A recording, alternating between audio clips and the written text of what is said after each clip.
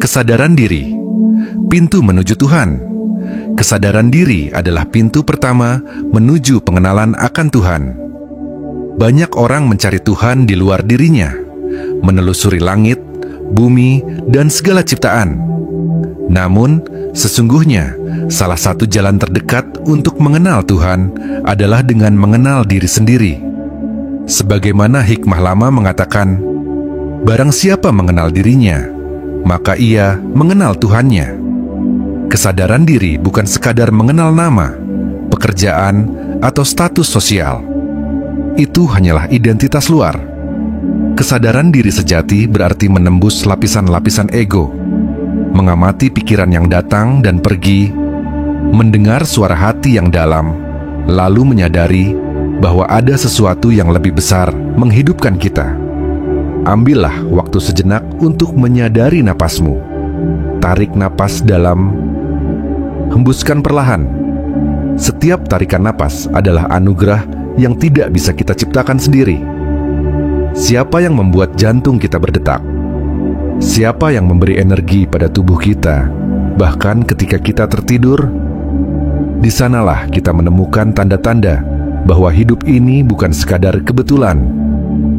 Ada kehendak yang lebih besar, ada Sang Pencipta yang sedang bekerja melalui diri kita. Kesadaran diri menuntun kita untuk jujur melihat kelemahan dan kekuatan. Kita belajar menerima diri, bukan dengan rasa sombong, melainkan dengan kerendahan hati. Sebab semakin dalam kita mengenal diri, semakin kita menyadari bahwa ada cahaya Tuhan yang bersemayam di dalamnya. Ego akan berkata, aku bisa segalanya. Tapi jiwa yang sadar akan berkata, segala sesuatu terjadi karena izinnya. Mengapa kesadaran diri penting? Karena tanpa kesadaran, manusia hidup seperti tidur. Ia berjalan, bekerja, berbicara, tetapi tidak benar-benar hadir. Ia terjebak dalam rutinitas, kehilangan makna dari setiap momen. Tetapi ketika kita hadir penuh dalam diri, kita menemukan Tuhan dalam setiap detail kecil kehidupan. Dalam senyum seorang anak, dalam suara angin yang berhembus, dalam tetes air hujan yang jatuh. Kesadaran diri adalah awal dari perjalanan spiritual. Dengan kesadaran, kita mampu membedakan suara ego dan suara hati. Kita mampu memilih jalan kebaikan meski godaan datang dari segala arah. Dan dengan kesadaran, kita belajar untuk tidak larut dalam kesedihan atau kegembiraan berlebihan, melainkan tetap tenang dalam cahaya Tuhan. Maka, bukalah pintu kesadaranmu. Mulailah dengan hal sederhana. Sadari napasmu, sadari langkahmu, sadari hatimu. Biarkan setiap kesadaran itu membawamu pada pemahaman yang lebih dalam, bahwa hidup ini bukan hanya milikmu, melainkan milik Tuhan yang menitipkannya. Ketika kesadaran itu tumbuh, kita akan menemukan bahwa diri kita bukan sekadar manusia biasa. Kita adalah simbol Tuhan, dan melalui kesadaran, itulah cahayanya bisa bersinar melalui kehidupan kita.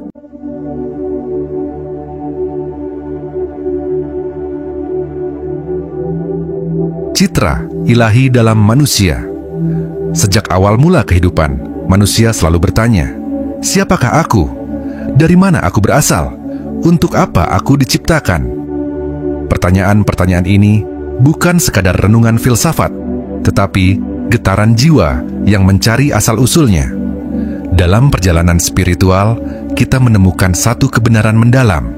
Manusia adalah ciptaan Tuhan yang istimewa, diciptakan bukan hanya untuk hidup, tetapi untuk menghadirkan cahayanya di muka bumi.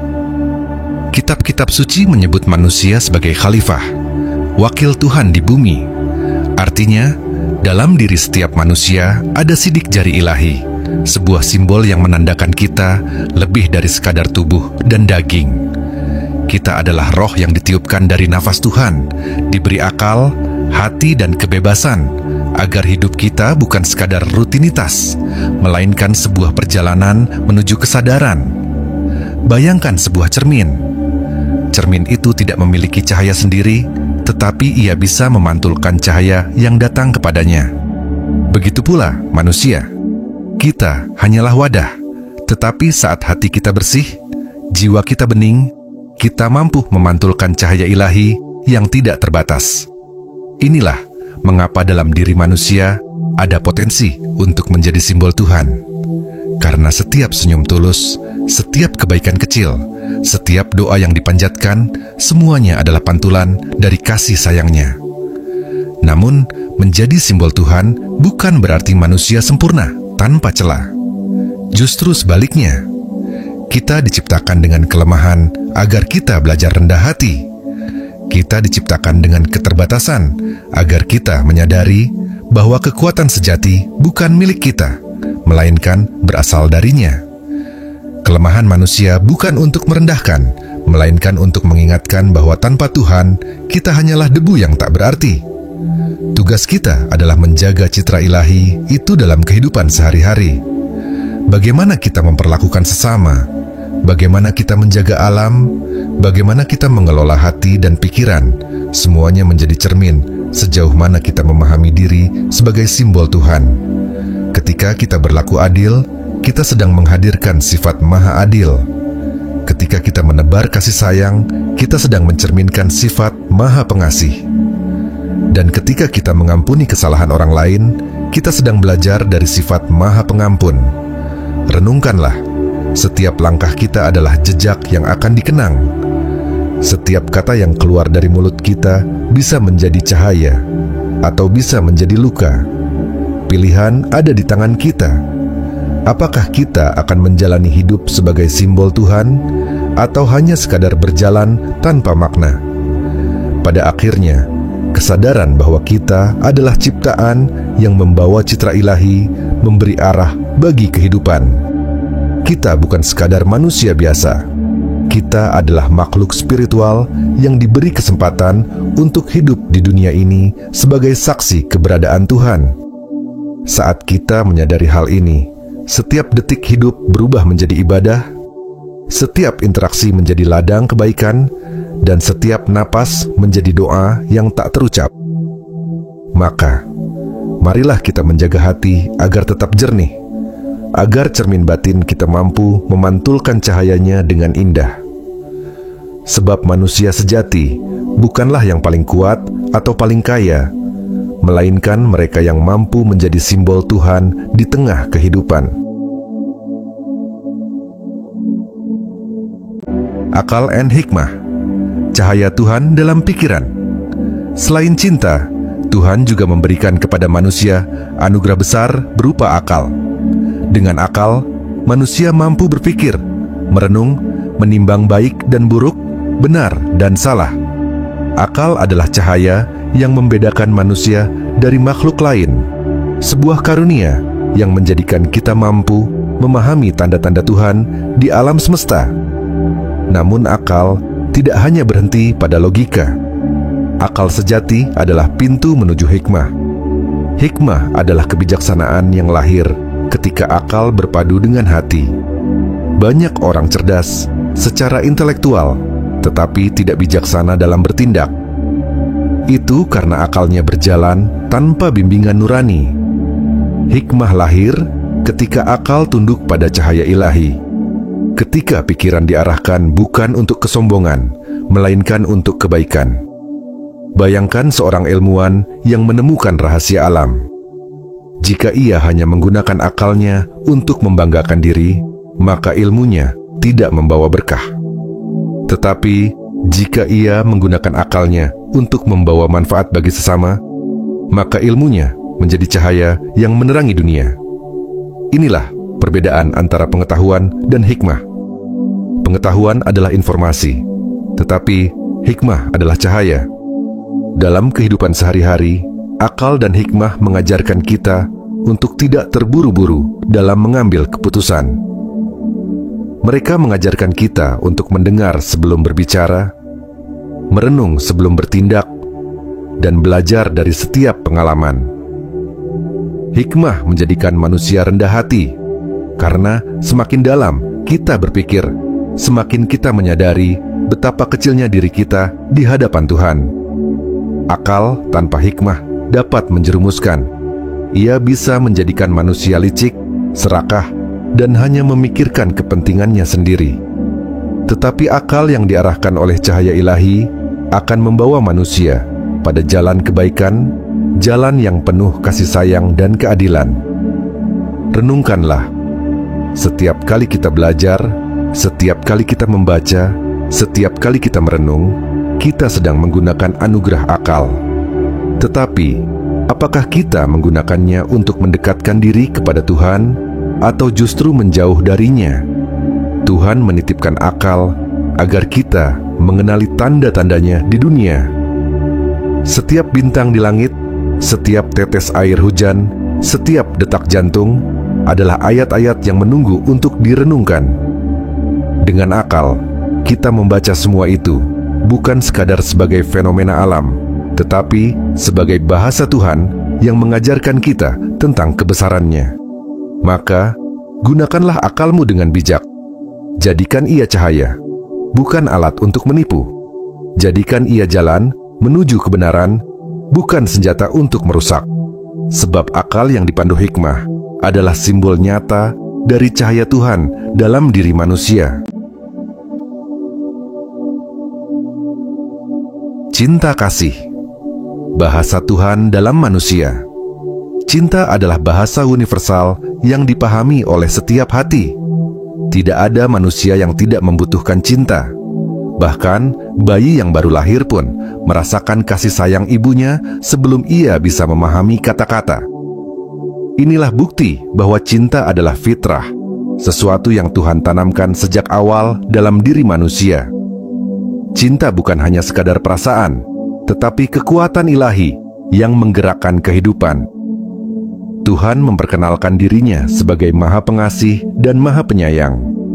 Dan sifat kasih sayang itu tercermin dalam perilaku manusia ketika ia mencintai, mengasihi, dan peduli terhadap sesamanya. Maka, ketika kita mencintai dengan tulus, sesungguhnya kita sedang menghadirkan sifat Tuhan dalam kehidupan sehari-hari. Lihatlah kasih sayang seorang ibu. Ia rela begadang demi anaknya, rela lapar asal anaknya kenyang, rela menahan sakit demi kebahagiaan buah hatinya. Dari mana datangnya kekuatan itu? Dari cinta yang berasal dari sumber yang tidak terbatas, dari kasih ilahi yang memancar melalui dirinya. Inilah mengapa manusia disebut simbol Tuhan, karena di dalam cinta sejati ada cahayanya. Namun, seringkali cinta disalahartikan. Banyak orang mengira cinta hanyalah rasa memiliki, rasa ingin menguasai, atau sekadar perasaan romantis. Padahal, cinta yang sejati justru membebaskan, menguatkan, dan menumbuhkan. Cinta yang murni tidak pernah menyakiti, tidak pernah menuntut, tetapi memberi tanpa pamrih. Renungkanlah, ketika kita menolong seseorang, ketika kita memberi maaf, ketika kita menghibur yang sedang bersedih, bukankah hati kita merasa damai? Itu karena cinta sejati selalu membawa kedamaian. Ia bukan sekadar emosi, tetapi jalan spiritual yang menghubungkan manusia dengan Tuhannya. Maka, jika kita ingin menjadi simbol Tuhan, belajarlah mencintai. Bukan hanya mencintai keluarga atau orang-orang dekat, tetapi juga mencintai mereka yang berbeda keyakinan, berbeda pandangan, bahkan mereka yang pernah menyakiti kita. Cinta yang luas inilah yang mendekatkan kita pada Tuhan, sebab Tuhan adalah cinta itu sendiri. Cinta adalah bahasa yang tidak membutuhkan kata. Senyuman kecil, pelukan hangat, atau sekadar mendengarkan dengan tulus, semuanya adalah wujud cinta. Biarlah cinta itu menjadi bahasa utama kita, karena hanya dengan cinta dunia ini bisa berubah menjadi tempat yang penuh kedamaian. Pada akhirnya, cinta adalah jalan menuju Tuhan. Sebab, semakin kita mencintai dengan tulus, semakin kita merasakan kehadirannya dalam hati kita. Kebebasan dan pilihan, tanggung jawab ilahi. Manusia adalah makhluk yang diberi kebebasan, sebuah anugerah sekaligus ujian. Tidak seperti gunung, laut, atau bintang yang tunduk sepenuhnya pada hukum alam, manusia diberi ruang untuk memilih. Kita bisa memilih kebaikan atau keburukan, cahaya atau kegelapan, kejujuran atau kebohongan. Dan disinilah letak keistimewaan sekaligus tanggung jawab kita. Kebebasan adalah tanda kasih Tuhan. Ia tidak menciptakan manusia sebagai robot yang hanya bergerak sesuai perintah, melainkan makhluk yang memiliki kehendak. Namun, kebebasan itu datang bersama tanggung jawab besar. Setiap pilihan yang kita ambil akan meninggalkan jejak, baik di hati kita sendiri maupun di dunia sekitar. Bayangkan kehidupan seperti sebuah kebun. Kita bebas menanam apapun di dalamnya, bunga, buah, atau bahkan duri. Jika kita menanam kebaikan, kebun itu akan tumbuh indah, memberi manfaat bagi orang lain. Tetapi, jika kita menanam kebencian, iri, dan keserakahan, maka kebun itu akan menjadi kering dan penuh racun. Inilah hukum kehidupan. Kita menuai apa yang kita tanam. Sayangnya, banyak manusia terjebak dalam pilihan yang keliru. Kadang karena tergoda hawa nafsu, kadang karena mengikuti arus tanpa kesadaran. Mereka memilih jalan yang tampak mudah, tetapi berujung pada penderitaan. Kebebasan tanpa kesadaran hanyalah pintu menuju kehancuran. Namun, di balik setiap kesalahan, selalu ada kesempatan untuk memilih kembali. Tuhan tidak pernah menutup pintu ampunannya. Setiap hari, setiap detik, kita diberi kesempatan untuk memperbaiki arah. Itulah mengapa kesadaran diri begitu penting, agar kita tidak hanya berjalan, tetapi benar-benar memilih jalan yang mendekatkan kita padanya. Kebebasan juga mengajarkan kita tentang tanggung jawab. Kita tidak bisa menyalahkan orang lain atas pilihan kita. Kita tidak bisa bersembunyi di balik alasan. Setiap kata yang kita ucapkan, setiap tindakan yang kita lakukan, semuanya adalah hasil pilihan. Dan kelak, kita akan dimintai pertanggungjawaban atas semua itu. Renungkanlah, apakah kita sudah menggunakan kebebasan kita untuk menjadi simbol Tuhan? Apakah pilihan-pilihan kita memantulkan kasih, keadilan, dan kebaikannya? Ataukah kita masih membiarkan diri dikuasai oleh ego dan hawa nafsu? Kebebasan sejati bukanlah melakukan apa saja sesuka hati. Kebebasan sejati adalah kemampuan memilih kebaikan meski godaan begitu besar. Kebebasan sejati adalah keberanian menolak jalan yang mudah demi jalan yang benar. Maka, gunakanlah kebebasanmu dengan bijak. Pilihlah jalan yang membawa cahaya, meski terasa berat. Sebab setiap langkah yang kita pilih adalah cermin apakah kita benar-benar menjadi simbol Tuhan di bumi. Ujian dan penderitaan. Jalan kembali ke Tuhan. Tidak ada manusia yang luput dari ujian. Setiap orang tanpa terkecuali akan menghadapi kesulitan, kesedihan, dan penderitaan. Ada yang diuji dengan kehilangan, ada yang diuji dengan sakit, ada yang diuji dengan kesepian, dan ada yang diuji dengan kelimpahan yang justru membuatnya lupa.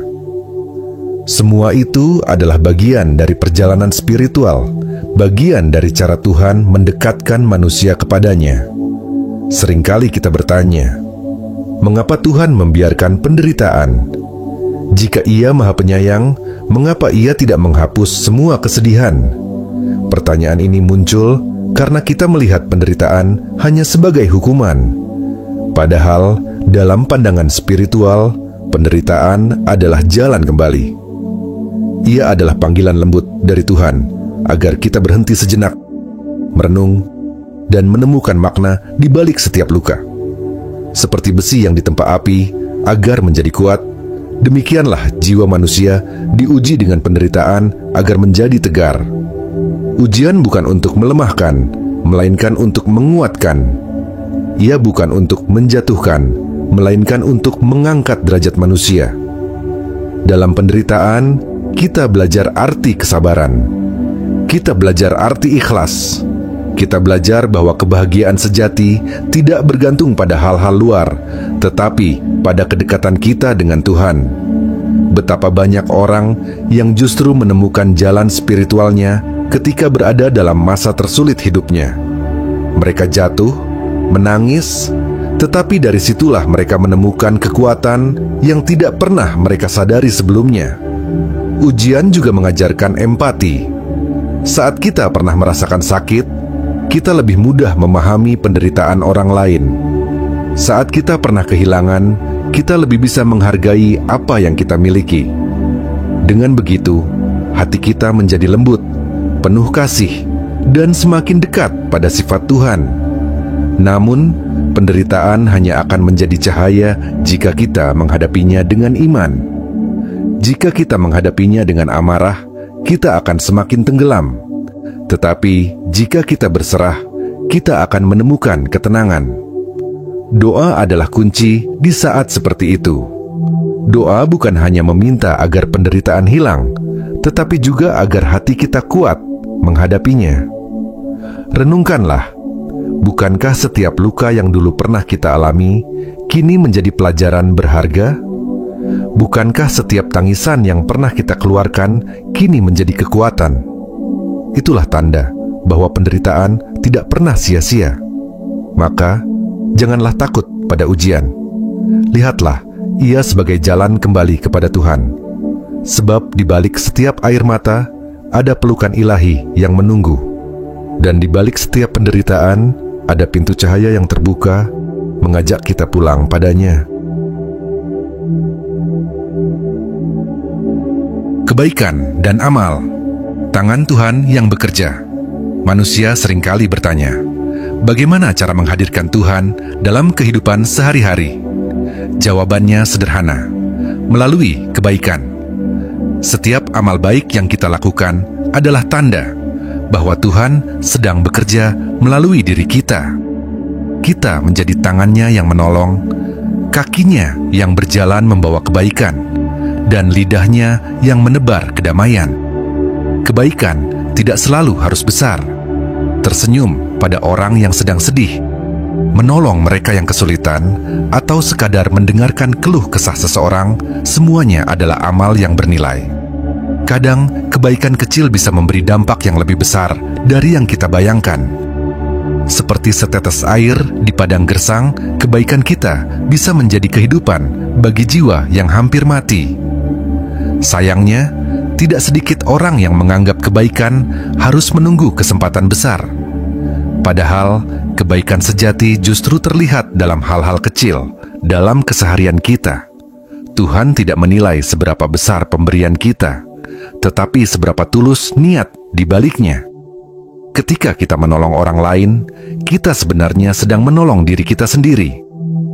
Hati menjadi lebih lapang, jiwa menjadi lebih damai, dan hidup menjadi lebih bermakna. Kebaikan adalah energi yang selalu kembali kepada pelakunya. Apapun yang kita berikan, cepat atau lambat akan kembali dengan cara yang tidak terduga. Renungkanlah, saat kita melihat seseorang tersenyum karena uluran tangan kita, bukankah itu juga menghadirkan kebahagiaan dalam hati kita? Bukankah itu tanda bahwa Tuhan hadir di sana? Inilah rahasia kebaikan. Semakin kita memberi, semakin kita merasakan kehadirannya. Amal yang paling indah adalah yang dilakukan dengan ikhlas, tanpa berharap balasan atau pujian.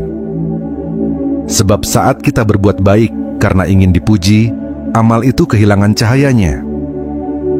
Tetapi saat kita berbuat baik hanya karena cinta pada Tuhan, amal itu akan abadi, tercatat di sisinya sebagai bukti bahwa kita telah menjadi simbolnya di dunia. Maka, jadilah manusia yang ringan tangannya, yang senang menolong tanpa pamrih. Jadilah mereka yang keberadaannya selalu membawa manfaat, seperti pohon yang meneduhkan siapa saja di bawahnya. Dengan begitu, kita benar-benar menjadi simbol Tuhan, menghadirkan kasih, memberi kehidupan, dan menebar kedamaian di sekitar kita. Keindahan dan seni, pantulan keagungan Tuhan. Alam semesta penuh dengan keindahan, matahari terbit dengan cahaya emasnya, langit malam bertabur bintang, suara air mengalir yang menenangkan, semua itu adalah tanda-tanda keagungan Tuhan. Keindahan bukan sekadar sesuatu yang menyenangkan mata, melainkan bahasa ilahi yang berbicara langsung kepada jiwa. Manusia diberi kemampuan untuk mencipta dan mengapresiasi keindahan. Kita bisa menggubah puisi, melukis pemandangan, menyusun melodi, atau sekadar mengagumi keindahan alam. Semua itu adalah bentuk spiritualitas, sebab di balik setiap keindahan ada cahaya Tuhan yang memancar. Seni, dalam bentuk apapun, adalah jendela menuju ketuhanan jika kita memandangnya dengan hati yang bersih. Sebuah lagu yang tulus bisa menggugah jiwa. Sebuah lukisan bisa mengingatkan kita pada kebesaran alam. Sebuah tarian bisa menjadi ungkapan rasa syukur. Ketika keindahan dipadukan dengan niat suci, ia menjadi ibadah, bukan sekadar hiburan. Keindahan juga mengajarkan kita tentang kerendahan hati. Sebab ketika kita memandang gunung yang tinggi atau laut yang luas, kita menyadari betapa kecilnya diri kita. Tetapi di saat yang sama, kita juga merasa terhubung dengan sesuatu yang lebih besar, lebih agung. Itulah kehadiran Tuhan yang bisa kita rasakan lewat keindahan ciptaannya. Sayangnya, banyak manusia yang terjebak hanya pada keindahan luar. Mereka mengagumi bentuk fisik, tetapi lupa pada jiwa. Mereka terpesona pada kemewahan, tetapi melupakan makna. Padahal, keindahan sejati adalah keindahan hati, kelembutan, kasih sayang, dan kebaikan. Itulah keindahan yang tidak pernah pudar, bahkan ketika tubuh sudah rapuh dimakan waktu. Renungkanlah, bukankah setiap hal indah yang kita temui membuat hati lebih tenang? Bukankah itu tanda bahwa Tuhan ingin kita selalu berada dalam ketentraman? Keindahan adalah obat bagi jiwa, penyejuk bagi hati yang gelisah, dan jalan untuk merasakan kedekatan dengan Sang Pencipta. Maka, bukalah mata dan hatimu untuk menemukan keindahan di sekitar. Lihatlah senyum orang-orang yang tulus. Dengarlah suara burung di pagi hari. Rasakan angin sepoi-sepoi yang menyentuh wajahmu. Semua itu adalah pesan cinta dari Tuhan. Dan jika engkau mampu melihat keindahan dalam hal-hal sederhana, engkau telah menemukan Tuhan dalam setiap detik kehidupanmu. Cinta, inti kehidupan spiritual. Segala pencarian manusia pada akhirnya bermuara pada satu hal, cinta. Kita diciptakan oleh Tuhan karena cinta, kita hidup karena cinta, dan kita kembali kepadanya pun karena cinta. Tanpa cinta, hidup hanyalah rutinitas kering tanpa makna. Tetapi dengan cinta, setiap detik kehidupan berubah menjadi ibadah yang penuh cahaya. Cinta adalah bahasa universal. Ia melampaui agama, budaya, bahkan perbedaan. Saat kita mencintai, kita sedang menyentuh bagian terdalam dari jiwa kita, bagian yang langsung terhubung dengan Tuhan. Sebab Tuhan adalah sumber cinta, dan manusia adalah wadah untuk memantulkannya. Namun, cinta sejati berbeda dari nafsu atau keinginan sesaat. Cinta sejati adalah memberi tanpa pamrih, mengasihi tanpa syarat, dan menerima dengan penuh syukur. Ia tidak menuntut, tidak memaksa, dan tidak menguasai. Cinta sejati justru membebaskan, mengangkat, dan menyembuhkan. Ketika kita mencintai orang lain dengan tulus, kita sebenarnya sedang mencintai Tuhan melalui ciptaannya. Ketika kita mengasihi alam, menjaga bumi, dan menghargai kehidupan, kita sedang menghormati Sang Pencipta. Dengan kata lain, cinta adalah ibadah yang paling murni, ibadah yang tidak butuh ritual rumit, tetapi lahir dari hati yang bersih. Cinta juga merupakan obat bagi segala luka. Hati yang keras bisa dilunakkan oleh cinta, jiwa yang hancur bisa dipulihkan olehnya. Bahkan dalam penderitaan, cinta membuat kita tetap kuat. Sebab cinta memberi kita alasan untuk bertahan, untuk bangkit, dan untuk terus berjalan meski jalan terasa berat. Renungkanlah, apa arti semua doa, ibadah, dan pengetahuan spiritual jika tidak disertai cinta? Semuanya akan hampa. Tanpa cinta, kita hanya mengikuti bentuk tanpa roh. Tetapi dengan cinta, setiap doa menjadi getaran jiwa, setiap ibadah menjadi tarian hati, dan setiap nafas menjadi pengingat akan kehadirannya. Maka, jangan pernah biarkan hatimu kering dari cinta. Tebarlah kasih dimanapun kamu berada, bahkan pada mereka yang mungkin membencimu, sebab cinta adalah cahaya yang paling kuat. Dan ketika manusia hidup dalam cinta, ia benar-benar menjadi simbol Tuhan di bumi. Manusia sebagai simbol Tuhan. Kita telah menempuh perjalanan panjang, dari penciptaan hingga cinta, dari kebebasan hingga penderitaan, dari kebaikan hingga keindahan. Semua bab ini bermuara pada satu kesadaran: manusia adalah simbol Tuhan. Apa artinya simbol? Simbol adalah tanda, pantulan, cermin dari sesuatu yang lebih besar. Kita bukan Tuhan, tetapi dalam diri kita ada sifat-sifatnya: kasih, adil, bijaksana, penyayang, pengampun. Tugas kita adalah menjaga agar sifat-sifat itu nyata dalam kehidupan, agar keberadaan kita benar-benar menghadirkan cahaya ilahi di dunia. Menjadi simbol Tuhan bukanlah perkara mudah. Ia membutuhkan kesadaran, kerendahan hati, dan perjuangan. Kita harus membersihkan hati dari ego, menjaga pikiran dari kebencian, dan mengarahkan perbuatan pada kebaikan. Semakin kita mampu memantulkan cahayanya, semakin kita menjadi manusia yang sejati. Namun, jangan salah sangka. Menjadi simbol Tuhan tidak berarti kita harus sempurna. Justru dalam kelemahan kita belajar untuk bergantung padanya. Dalam keterbatasan, kita belajar merendah. Dan dalam jatuh bangun, kita menemukan kekuatan untuk terus kembali kepadanya. Hidup ini singkat, tetapi jika dijalani dengan kesadaran bahwa kita adalah simbol Tuhan, setiap detik menjadi bernilai abadi. Senyum kita bisa menjadi doa, kata-kata kita bisa menjadi penyembuh, dan tindakan kita bisa menjadi jalan bagi orang lain untuk menemukan Tuhan. Bayangkan jika setiap manusia hidup dengan kesadaran ini, dunia akan dipenuhi cahaya. Tidak ada lagi kebencian yang memecah belah. Tidak ada lagi keserakahan yang merusak bumi. Tidak ada lagi ketidakadilan yang melukai sesama. Semua akan hidup dalam harmoni, karena setiap orang melihat Tuhan dalam diri orang lain. Inilah puncak spiritualitas. Menyadari bahwa kita bukan hanya manusia biasa, tetapi simbol Tuhan yang hidup. Maka, hiduplah dengan penuh kesadaran. Hadirkan kasih dalam setiap langkah, tebarkan keadilan dalam setiap tindakan, dan pancarkan cahaya dalam setiap nafas. Pada akhirnya, ketika saatnya tiba untuk kembali, kita akan pulang kepadanya dengan tenang. Sebab kita telah menjalani hidup bukan sekadar sebagai manusia, tetapi sebagai simbol Tuhan, cermin yang memantulkan cahayanya, saksi bahwa Ia selalu ada dalam setiap hembusan kehidupan.